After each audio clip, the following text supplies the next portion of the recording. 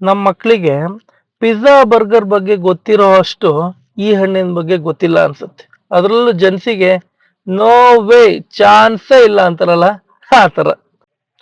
ಮತ್ತೆ ಈ ಹಣ್ಣಿನ ಬಗ್ಗೆ, ಈ ಹಣ್ಣಿನ ಇಂಗ್ಲಿಷ್ ಅಲ್ಲಿ ವುಡ್ ಆಪಲ್ ಅಂತ ಕರಿತೀವಿ. ಆದ್ರೆ ಆಪಲ್ಗೂ ಈ ಹಣ್ಣಿಗೂ ಯಾವುದೇ ತರ ಸಂಬಂಧನೇ ಇಲ್ಲ. ಈ ವುಡ್ ಆಪಲ್ ಅಥವಾ ಬೇಲದ ಹಣ್ಣು ಅಂತ ಕನ್ನಡದಲ್ಲಿ ಕರಿತೀವಿ. ಇದ್ರ ಬಗ್ಗೆ ತಿಳಿಸ್ಕೊಡೋಕೆ ಬಂದಿದ್ದೀನಿ ನಾನು, Bhaskar from Sahara creations YouTube channel ಇಂದ. ನಿಮಗೆ ಗೊತ್ತಿದೆಯೋ ಗೊತ್ತಿಲ್ವೋ, ಈ ಹಣ್ಣಿನ ಶೆಲ್ ಎಷ್ಟು ಗಟ್ಟಿಯಾಗಿರುತ್ತೆ ಅಂದ್ರೆ ನೀವು ಒಂದೊಂದ್ಸತಿ ಆಮ್, ಆ, ಸುತ್ತಿಗೆ ತಗೊಂಡು ಹೊಡಿಬೇಕು, ಅಷ್ಟು ಗಟ್ಟಿಯಾಗಿರುವಂತ ಶೆಲ್ ಇರುತ್ತೆ. ಅದಕ್ಕೆ ನೇಚರ್ಸ್ ಹಾರ್ಡ್ ಶೆಲ್ ಫ್ರೂಟ್ ಅಂತಾನೆ ಕರೀತಾರೆ. ಮತ್ತೆ ಈ ಹಣ್ಣನ್ನ ನೀವು ಕಿತ್ತ ತಕ್ಷಣ ನೀವು ತಿನ್ನಕ್ಕಾಗಲ್ಲ. ಐ ಮೀನ್ ಅಷ್ಟೊಂದು ಟೇಸ್ಟ್ ಇರಲ್ಲ. ನೀವು ಒಂದ್ 2 ದಿನ ಇಟ್ಟು ಆ ಒಂದು ಪರಿಮಳ ಬಂದ ಮೇಲೆ ತಿನ್ಬೇಕಾಗತ್ತೆ. ಅವಾಗ ಅದ್ರ ರುಚಿ ಇನ್ನೂ ಚೆನ್ನಾಗಿರುತ್ತೆ. ಎಲೆ, ತೊಗಟೆ, ಬೇರು ಮತ್ತು ಹಣ್ಣು ಸಹ ನಮ್ಮ ಭಾರತೀಯ ವೈದ್ಯಕೀಯ ಪದ್ಧತಿಗಳಲ್ಲಿ, ಆಯುರ್ವೇದದಲ್ಲಿ ಇರ್ಬೋದು, ಎಲ್ಲದರಲ್ಲೂ ತುಂಬಾ ಬಳಸಲಾಗತ್ತೆ ಅಂತ ಗ್ರಂಥಗಳಲ್ಲಿ ಉಲ್ಲೇಖ ಇದೆಯಂತೆ.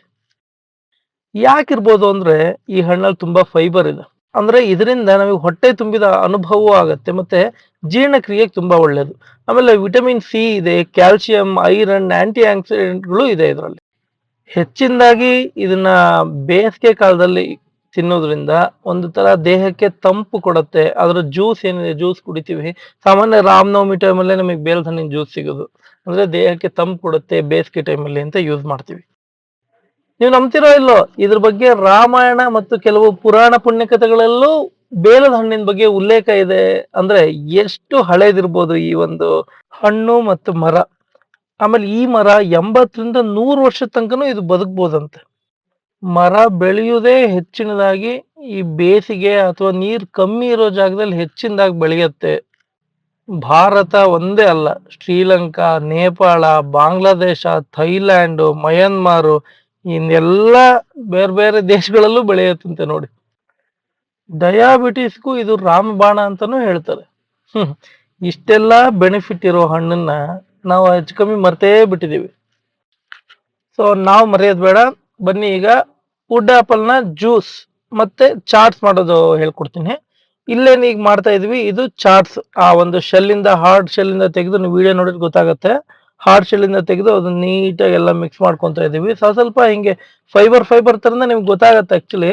ಅದನ್ನ ನೀಟಾಗಿ ತೆಗೆದು ಸ್ವಲ್ಪ ಕ್ಲೀನ್ ಮಾಡ್ಕೊಬೇಕಾಗತ್ತೆ ಬಿಫೋರ್ ಬೇರೆ ಮಸಾಲೆ ಎಲ್ಲ ಹಾಕೋಣಕ್ಕಿಂತ. ಮೊದಲನೇದಾಗಿ ಸಾಲ್ಟ್, ರುಚಿಗೆ ತಕ್ಕಷ್ಟು ಉಪ್ಪನ್ನು ಹಾಕೊಳ್ಳಿ. ನಾನಿಲ್ಲಿ ರಾಕ್ ಸಾಲ್ಟ್ ಯೂಸ್ ಮಾಡ್ತಾ ಇದ್ದೀನಿ.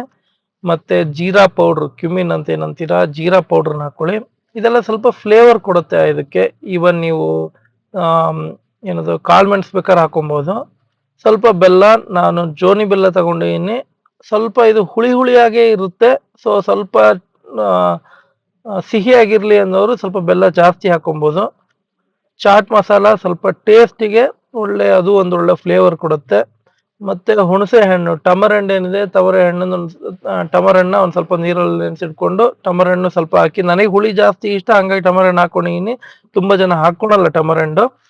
ಸೊ ಅದಾದ್ಮೇಲೆ ಚಿಲ್ಲಿ ಪೌಡರ್ ಹಾಕೊಳ್ಳಿ. ಖಾರ ಇರಬೇಕು ಅಂದ್ರೆ, ನನಗೆ ಖಾರ ಸ್ವಲ್ಪ ಇಷ್ಟನೇ. ಸೊ ಹುಳಿ, ಉಪ್ಪು, ಖಾರ ಎಲ್ಲ ಸ್ವಲ್ಪ ಒತ್ತಾಗಿರ್ಬೇಕು ಅಂತಾರಲ್ಲ, ಆ ತರ ಇರ್ಬೇಕು ಅಂತ ಸ್ವಲ್ಪ ಎಲ್ಲ ಜಾಸ್ತಿನೇ ಹಾಕಿದ್ದೀನಿ.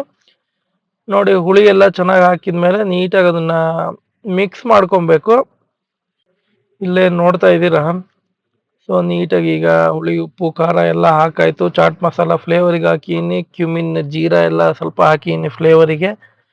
ತುಂಬಾ ಏನೇನೋ ಹಾಕ್ಬಿಟ್ರೆ ಚೆನ್ನಾಗಿರಲ್ಲ. ಸ್ವಲ್ಪ ಲೈಟ್ ಆಗಿದ್ರೆ ನೀಟಾಗಿ ಥರೋವಾಗಿ ಇಲ್ಲೇನು ತೋರಿಸ್ತಾ ಇದ್ದೀನಿ, ಈ ತರ ಒಂದು ನೀಟಾಗಿ ಮಿಕ್ಸಿಂಗ್ ಮಾಡ್ಕೊಳ್ಳಿ. ನೀಟಾಗಿ ಮಿಕ್ಸ್ ಆಗ್ಲಿ ಅದು.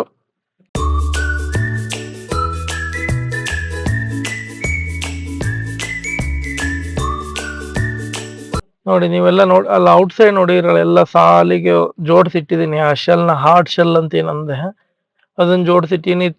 ತುಂಬಾ ಮುಂಬೈಲೆಲ್ಲ ಇದನ್ನೇ ಒಂದು ಸ್ಟ್ರೀಟ್ ಫುಡ್ ತರನು ಯೂಸ್ ಮಾಡ್ತಾರಂತೆ. ನಾನು ಸುಮಾರೆಲ್ಲ ಕಡೆ ಕೇಳಲ್ಪಟ್ಟೆ. ಈ ತರ ಒಂದು ಸ್ಟ್ರೀಟ್ ಫುಡ್ ತರ ಮಾಡಿ ಅದನ್ನ ಇದ್ರೊಳಗೆ ಹಾಕೊಟ್ಟು ಉಪ್ಪು ಖಾರ ಹಾಕೊಟ್ರೆ ತುಂಬಾ ಚೆನ್ನಾಗಿರುತ್ತೆ. ಬ್ಯಾಂಗ್ಳೂರಲ್ಲಿ ಸ್ಟ್ರೀಟ್ ಫುಡ್ ತರ ಯೂಸ್ ಮಾಡಲ್ಲ, ಬಟ್ ಹಣ್ಣನ್ ಮಾರ್ತಾರೆ. ಸ್ಟ್ರೀಟ್ ಫುಡ್ ತರ ಯೂಸ್ ಮಾಡೋದು ನಾನೆಲ್ಲೂ ನೋಡಿಲ್ಲ. ಮೇ ಬಿ ಇರ್ಬೋದು, ಇದ್ರೆ ಕಮೆಂಟ್ ಮಾಡಿ. ಇದು ಸುಮ್ನೆ ಆ ಒಂದು ಶೆಲ್ಲಲ್ಲಿ ಹಾಕ್ಕೊಟ್ಟು ಒಂದ್ ಸ್ವಲ್ಪ ಪ್ರೆಸೆಂಟೇಬಲ್ ಆಗಿರ್ಲಿ. ಸ್ವಲ್ಪ ಕೊತ್ತಂಬರಿ ಸೊಪ್ಪಿದ್ರು ಮೇಲ್ಗಡೆ ಹಾಕ್ಬೋದು, ಚೆನ್ನಾಗ್ ಕಾಣುತ್ತೆ ನೋಡಕ್ಕೆ. ಸ್ವಲ್ಪ ಫ್ಲೇವರ್‌ಫುಲ್ ಆಗೂ ಇರುತ್ತೆ.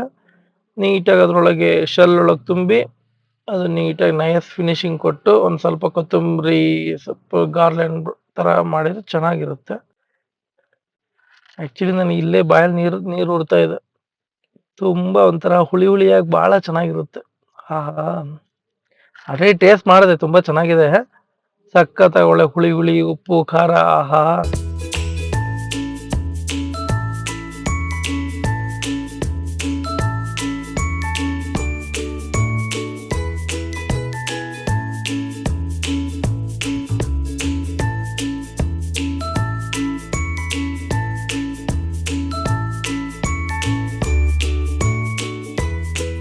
ಸೊ ಈಗ ನೀವು ನೋಡ್ತಾ ಇದ್ದ ವುಡ್ ಆಪಲ್ ಚಾಟ್ಸ್ ರೆಡಿ ಆಗಿದೆ. ನೋಡಿ ಎಷ್ಟು ಚೆನ್ನಾಗಿ ಕಾಣ್ತಾ ಇದೆ. ಮಕ್ಕಳಂತೂ ತುಂಬಾ ಇಷ್ಟಪಡ್ತಾರೆ. ನೀವು ಸಮ್ಮರ್ ಟೈಮಲ್ಲಿ ಕೊಡಿ, ಬಾಡಿ ಕೂಲ್ ಇರುತ್ತೆ. ಕೆಲವೊಬ್ರಿಗೆ ಡೈಜೆಷನ್ ಪ್ರಾಬ್ಲಮ್, ಈ ಮಲಬದ್ಧತೆ ಅಂತೆಲ್ಲ ಅಂತಲ್ಲ, ಅದೆಲ್ಲ ಇದ್ದವರಿಗೆ ತುಂಬಾ ಒಳ್ಳೆ ರಾಮಬಾಣ ಅಂತ ಹೇಳಿದ್ರು ತಪ್ಪಾಗಲ್ಲ. ಅಕೇಶನಲ್ ಫ್ರೂಟ್, ಸೀಸನಲ್ ಫ್ರೂಟ್, ಆ ಹಣ್ಣಿನ ಸೀಸನ್ ಬಂದಾಗ ಅದನ್ನು ತಿನ್ನೋದು ಮರಿಬೇಡಿ. ಎಷ್ಟು ಬೇಕೋ ಅಷ್ಟೇ. ಅತಿ ಆದ್ರೆ ಯಾವ್ದಾದ್ರೂ ವಿಷನೇ ಆಗತ್ತೆ. ಹಾಗಾಗಿ ಆ ಸೀಸನ್ ಟೈಮ್ ಬಂದಾಗ ಅದನ್ನ ತಿನ್ನಿ. ಈಗ ವುಡ್ ಆಪಲ್ ಜ್ಯೂಸ್ ಮಾಡ್ಕೊಳ್ಳೋದು ಹೇಳ್ತಾ ಇದ್ದೀನಿ. ಸೇಮ್ 2 ಹಣ್ಣನ್ನ ತೆಗೆದಿಟ್ಟಿದ್ದೆ. ಸೊ ಅದೇ ಆಪಲ್ ಒಂದು ಶೇಕರಲ್ಲಿ ಹಾಕೊಂಡು, ಸೊ ಅದಕ್ಕೊಂದ್ ಸ್ವಲ್ಪ ನೀರ್ ಹಾಕಿ, ಇಷ್ಟೊತ್ತು ಏನ್ ಹಾಕಿದೆ ಈ ಸಾಲ್ಟ್ ಇರ್ಬೋದು, ಇದು ರಾಕ್ ಸಾಲ್ಟ್ ಹಾಕ್ತಾ ಇದ್ದೀನಿ. ಮತ್ತೆ ಮತ್ತೆ ಜೀರಿಗೆ ನಿಮಗೊಂಥರ ಒಂದು ಫ್ಲೇವರ್ ಕೊಡುತ್ತೆ. ನೋಡಿ ನಿಮಗೆ ಕ್ವಾಂಟಿಟಿ ಎಷ್ಟು ಬೇಕೋ ಅದ್ರ ಮೇಲೆ ಹಾಕೊಳ್ಳಿ. ಚಿಲ್ಲಿ ಪೌಡ್ರು, ಖಾರ ಬೇಕನ್ನೋರು ಸ್ವಲ್ಪ ಚಿಲ್ಲಿ ಪೌಡ್ರನ್ನ ಹಾಕೊಳ್ಳಿ. ಆಮೇಲೆ ಚಾಟ್ ಮಸಾಲ ಇಲ್ಲಿ ಹಾಕಿಲ್ಲ ನಾನು. ಇಲ್ಲಿ ಚಾಟ್ ಮಸಾಲ ಬದಲು ಜಲ್ಜೀರಾ ಪೌಡರ್ ಇದೆ. ಸೊ ಜಲ್ಜೀರಾ ಪೌಡರ್ ಹಾಕಿನಿ. ಅದು ಒಂಥರ ಈ ಕುಡಿಯೋಕೆ ಎಲ್ಲ ಚೆನ್ನಾಗಿರುತ್ತದು. ಹುಣಸೆ ಹಣ್ಣಿನ ಸ್ವಲ್ಪ ಹುಳಿ ಹುಳಿಯಾಗಿ ಇಷ್ಟಪಡೋರು ಹುಣಸೆ ಹಣ್ಣಿನ ಜ್ಯೂಸ್ ಹಾಕೊಳ್ಳಿ. ಆಲ್ಮೋಸ್ಟ್ ಚಾಟ್ಸ್ ಅಲ್ಲಿ ಏನ್ ಇಂಗ್ರೀಡಿಯೆಂಟ್ಸ್ ಯೂಸ್ ಮಾಡಿದಿರೋ ಆಲ್ಮೋಸ್ಟ್ ಸೇಮ್ ಇಂಗ್ರೀಡಿಯೆಂಟ್ಸ್ ಇದರಲ್ಲಿ ಯೂಸ್ ಮಾಡ್ತೀವಿ. ಬಟ್ ಆದ್ರೆ ಶೇಕರಲ್ಲಿ ಮಿಕ್ಸ್ ಮಾಡ್ತಾ ಇದೀವಿ ಅಷ್ಟೇ. ತುಂಬಾ ಏನೋ ಡಿಫ್ರೆನ್ಸ್ ಇಲ್ಲ. ತುಂಬಾ ನಾರಿನ ಅಂಶ ಇರುತ್ತೆ ಇದರಲ್ಲಿ. ಈ ಹಣ್ಣಲ್ಲಿ ತುಂಬಾ ನಾರಿನ ಅಂಶ ಇರುತ್ತೆ. ಫಸ್ಟ್ ಸ್ವಲ್ಪ ನೀರು ಹಾಕೊಂಡು ಶೇಕರಲ್ಲಿ ನೀಟಾಗಿ ಮಿಕ್ಸ್ ಮಾಡ್ಕೊಳ್ಳಿ.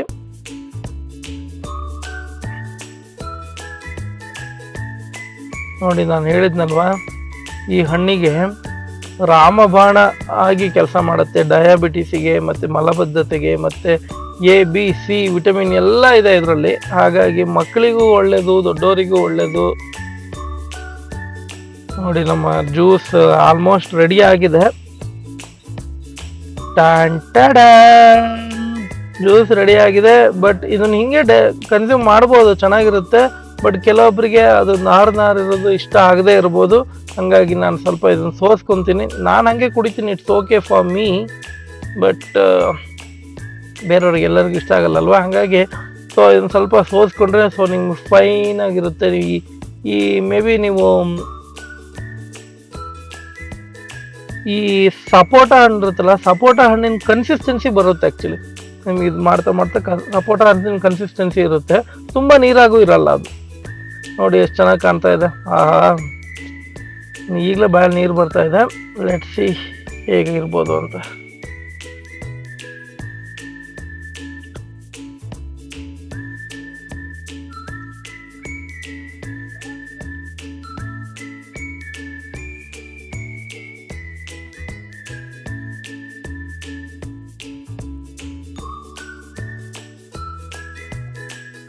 ಆಹಾ, ಬನ್ನಿ ಟೇಸ್ಟ್ ಮಾಡಿ. ಸಖತ್ತಾಗಿದೆ ಅನಿಸ್ತಾ ಇದೆ. ವಾ ವಾ ವಾ ವಾ ವಾ. ಎಂಜಾಯ್.